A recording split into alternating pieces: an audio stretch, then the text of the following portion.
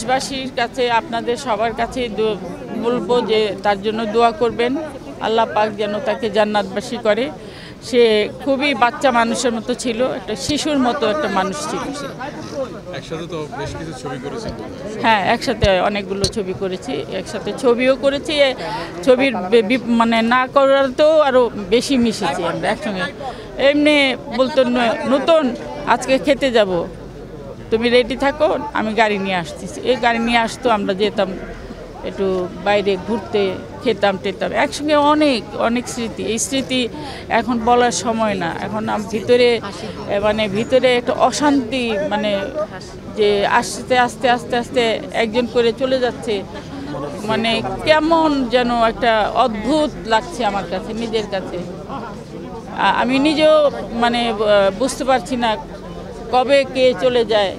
তবে আমরা শিল্পী যারা এখনও আছি, বেঁচে আছি, যদি আমাদের দ্বারা আপনাদের কোনো দিন ভুল ত্রুটি করে থাকি, ক্ষমাশূন্য চোখে দেখবেন, মনে কিছু নেবেন না, মাফ করে দিবেন। কারণ সবাইকে চলে যেতে হবে। আজকে ও চলে গেছে, আরেকদিন হয়তো আমি চলে যাব, আমাকেও আপনারা মাফ করে দিবেন। আমি দেশের ক্ষতি ভালো মন্দ কিচ্ছু বলতে পারবো না, কিন্তু একটা প্রাণ উচ্ছল, একটা সুস্থ মানুষ আমার বন্ধু চলে গেছে, সেই ক্ষতি আমার মনে আছে। জিনাত বরকতুল্লাহ যেদিন মারা গেলেন, আমি ওর কাছে এসেছিলাম, আমরা একসাথে গল্প করতে করতে ও বলছিল পলি আপার কি এত তাড়াতাড়ি চলে যাওয়া উচিত। আমি সেই প্রশ্ন আজকে ওকে করছি যে এই অবস্থায় কেউ চলে যেতে পারে, ওর কি সেই সময় হয়েছে? আর একটা কথা হচ্ছে যে কয়েকদিন আগে, প্রায় 3-4 মাস আগে ওর সাথে শেষে দেখা। ও বলছে, দীপা একদিন আমি তোর বাসায় আসব, আমার মেইন গেটের দরজার সামনে আমরা না আড্ডা মারবো এবং আমি অনেক কথা তোকে বলবো। আমি জানি না ও কি কথা বলতে চেয়েছিল, কিন্তু আমার দুর্ভাগ্য আমি ওর কথা শুনতে পারলাম না। সেই সময়ও আসলো না, সেই সময়ও দিলও না। আমি প্রার্থনা করি সবাই ভালো থাকুক, ও অবশ্যই ভালো থাকবে, ওর মতো মনের মানুষ। আমি কোনোদিন কারো সম্পর্কে ওর মুখ থেকে একটি খারাপ কথা ভালো ছাড়া শুনিনি। এরকম মানুষদের থাকা উচিত ছিল এই দেশে। অভিনয় জীবন তো তার বর্ণাঢ্যের জীবন। তারপরে দুইটা মনের অতৃপ্তি রেখেই তিনি চলে গেলেন। একটি হচ্ছে যে তিনি তার নিজস্ব অর্থায়নে একটি সিনেমা হল নির্মাণে তিনি হাত দিয়েছিলেন।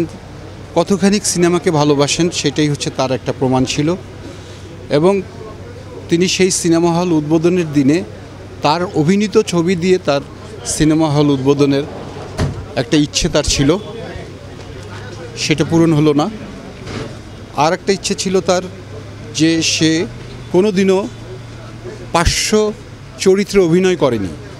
সে সবসময় মনে করতো যে সে এখনও স্টিল সে নায়িকা, এবং কেউ না কেউ তাকে আবার ডাকবে নায়িকা হিসেবেই তাকে অভিনয় করার জন্য, যার জন্য সে কখনোই পার্শ্ব চরিত্রে অভিনয় করেনি। তার এই একটা ইচ্ছে ছিল, তো সেটাও মানে পূরণ হলো না। এই দুইটা অতৃপ্তি নিয়ে তিনি চলে গেলেন।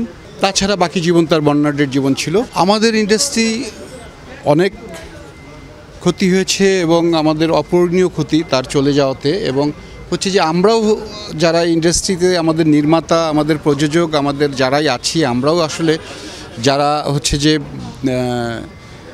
সিনিয়র, তাদেরকে আমরাও আসলে কোনো সম্মান দিতে পারিনি বা কোনো কাজে লাগাতে পারিনি। এটা আমাদেরও ব্যর্থতা।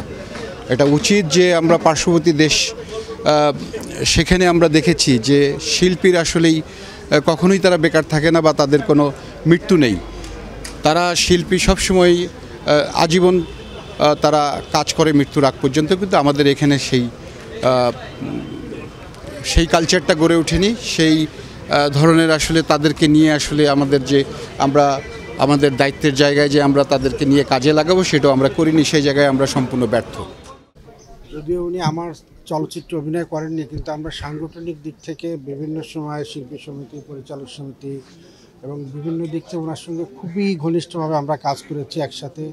উনি বিভিন্ন সভা সমাবেশে ছিলেন, উনি চলচ্চিত্রকে অত্যন্ত বেশি ভালোবাসতেন। উনি যেমন উনি নৃত্যশিল্পী ছিলেন, কিন্তু নৃত্যশিল্পী হিসেবে আমাদের কাছে বড় নয়, আমাদের কাছে বড় ছিলেন উনি একজন গুণী অভিনেত্রী হিসেবে, 2 বার জাতীয় চলচ্চিত্র পুরস্কার প্রাপ্ত একজন অভিনেত্রী। এবং সবসময় দেখেছি আমাদের চলচ্চিত্রে যখনই কোনো ক্রাইসিসে আমরা পড়েছি, যখন আমরা কোনো আন্দোলন সংগ্রামের ডাক দিয়েছি, উনি ছুটে এসেছেন এবং সারিতে থেকেছেন, অর্থাৎ প্রথম সারিতে থেকে উনি আন্দোলনের নেতৃত্ব দানকারীদের একজন থাকতেন সবসময়। এবং বলবো যে একটা অপূরণীয় ক্ষতি হলো আমাদের চলচ্চিত্র শিল্পে সব দিক দিয়ে। একজন অভিনয় শিল্পীকে যেমন হারালাম, তেমনি একজন সংগঠককে হারালাম, তেমনি একজন চলচ্চিত্রের অন্তঃপ্রাণ মানুষকে হারালাম। এটা খুবই দুঃখজনক, বেদনাদায়ক, কিন্তু মৃত্যুর উপর কারো হাত নাই।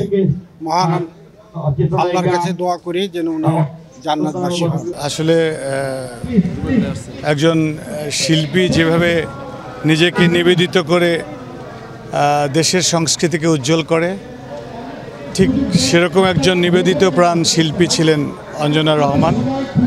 উনি আপাদমস্তক একজন শিল্পী, যেটা আপনারা জানেন যে আজকেও গুণীজনরা যেটা ওনার সম্পর্কে বলছেন যে উনি একজন আন্তর্জাতিক মানের নৃত্যশিল্পী এবং বাংলাদেশের সংস্কৃতিকে সমৃদ্ধকরণে উল্লেখযোগ্য একজন চিত্রনায়িকা।